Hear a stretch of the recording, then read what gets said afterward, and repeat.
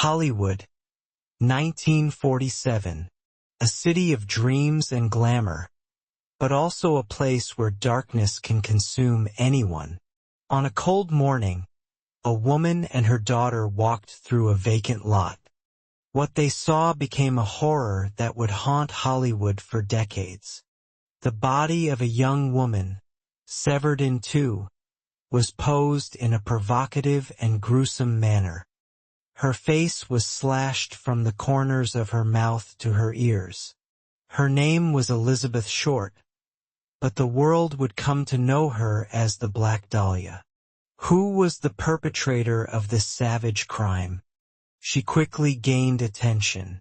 Friends often called her the Black Dahlia, because she often wore black and had a fondness for dahlia flowers. Elizabeth lived a transient life, clinging to the faint hope of landing an acting role. But instead of a bright future, she met a tragic end, turning her dream into a terrifying nightmare. Her final days remain a mystery, but on January 15, 1947, Elizabeth's life came to a brutal end. The crime was discovered by a woman walking with her daughter. At first, she thought it was a mannequin that had been discarded.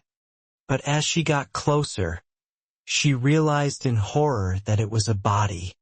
Elizabeth Short's body was severed perfectly in two, with not a single drop of blood at the scene, suggesting she was murdered elsewhere before being disposed of.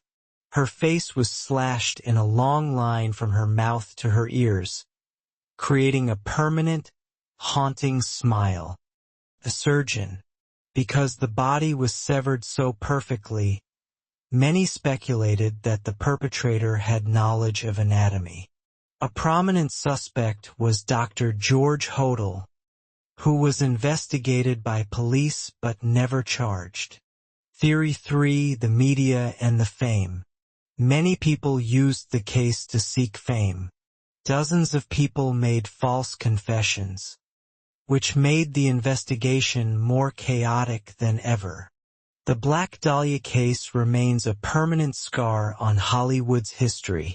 It is not just a murder case, but a symbol of shattered dreams and the dark underbelly of glamour. What do you think about this case? Do you believe the killer was a doctor or a deranged lunatic? Share your thoughts in the comments section. If you found this video intriguing, don't forget to subscribe to True Creepy Stories and turn on notifications so you don't miss our next terrifying tale. We'll see you then.